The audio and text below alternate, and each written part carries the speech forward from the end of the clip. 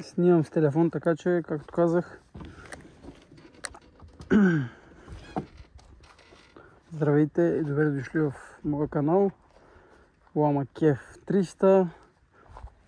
Представям ви Kawasaki Lakota KF300 2001 година, 300 кубика, задно предаване. Не е 4x4 за жалост, но и то си има своите предимства с задното предаване. 5 скорости и една задна.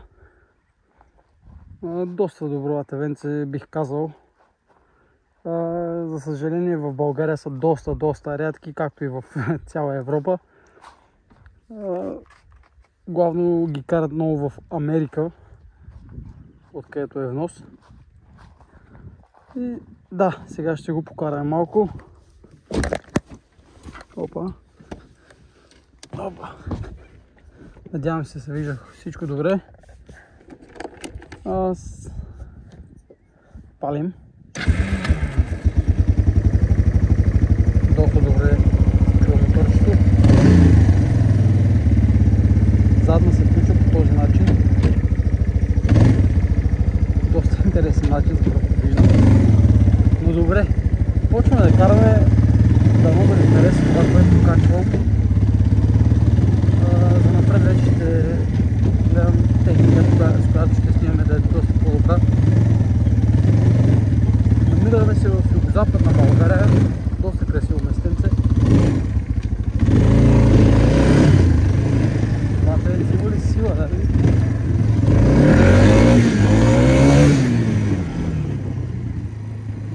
Бих казал, 300 кубика силата му е... Мисля, че беше от сорта на 42 конски сили или 32, не съм сигурен. По-скоро 32, но тази сила не е. Тази сила доста се усеща, защото АТВ-то изобщо не е тежко. И да, общо взето. Опа, аз не сложа ръкавици и се чудя защо не ми е окей. Надявам се дано да се вижда поне добре, защото за втори път или трети снимам с този коланик, какво се води за тялото. Трябва да взема такова за каска, обаче няма достатъчно време в момента. Това така се случи нещата.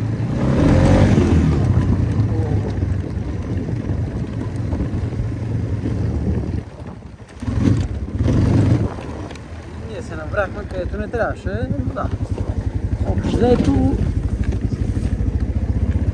надявам се поне да ви харесват клиповете и това, което качвам в този канал.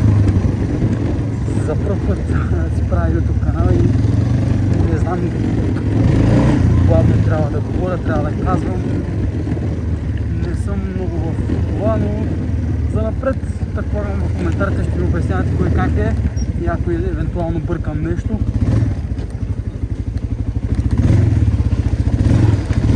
И така. Сега се набрахме пак от линките.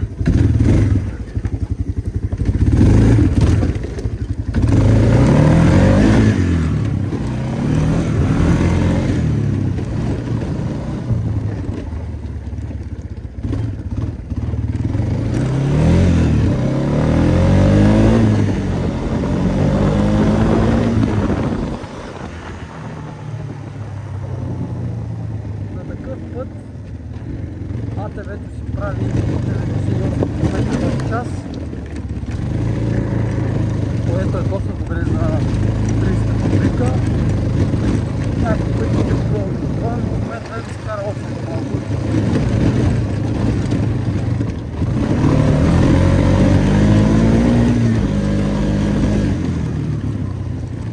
Направо си, така количката.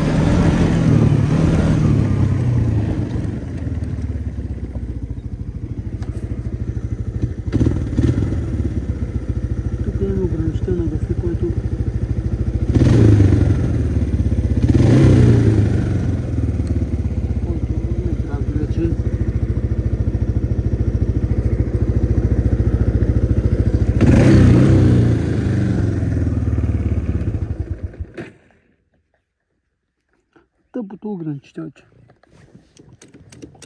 Виждате как спира газта.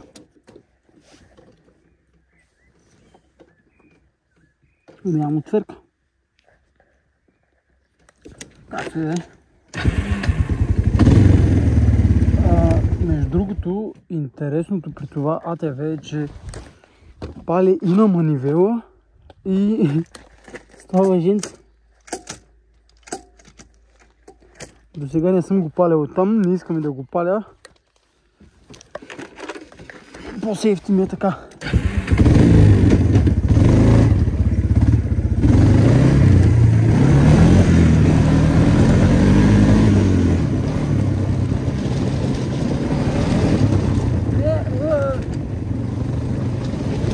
Казах, че днеска няма да се мацаме. Тук е пълно вода. Вчера валеше и направо.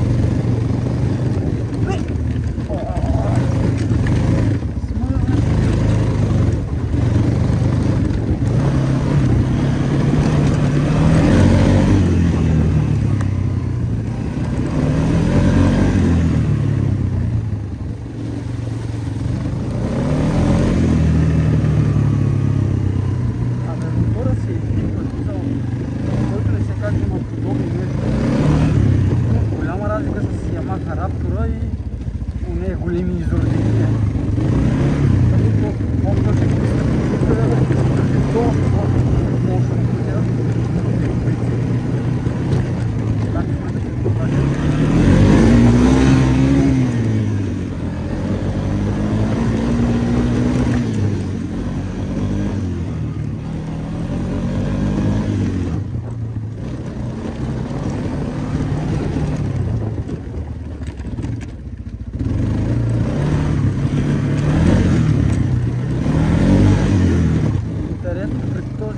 че без съединител.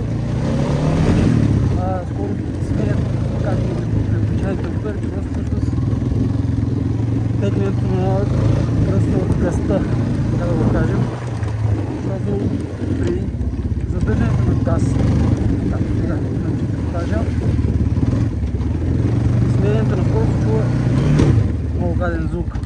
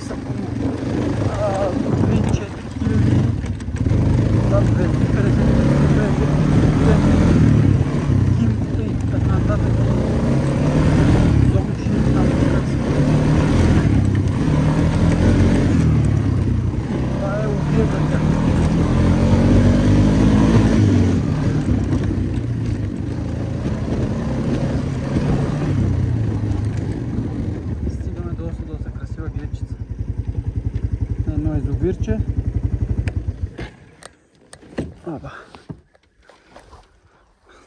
Както ви казах, АТВ-цето си е според мен за сумата, която можете да го закупите извън Европа, според мен, защото в Европа съм виждал между една и две обяви. АТВ-цето си предлага доста динамика, мощност, удобство не бих казал, с тези големи гуми. Лошото е, че с нормалната генерация и звукът си е окей, обаче самото ауспухше не е красиво, на крайника по-точно. При оригиналната локота това е гледа нагоре, за да може да се държиш, обаче при нас е обърнато, както имаш и един багажник. Но всичко се махна, за да е малко по-лекичко и дори мигачите сме махнали, при което имаше клаксони, имаше мигачи. Фаровете си стоят, има си фар, но мигачи и такива неща сме ги махнали, защото са излишни в момента. Така че надявам се по някакъв път да ви е харесал малко, защото за сега ще ги правим по-къси видеята, за да мога да видя каква ни е аудиторията, дали ни гледат доста. И така, надявам се този видеоклип да ви е харесал. Ако е така, ще се надявам да оставите по едно коментарче отдолу. И до следващото видео.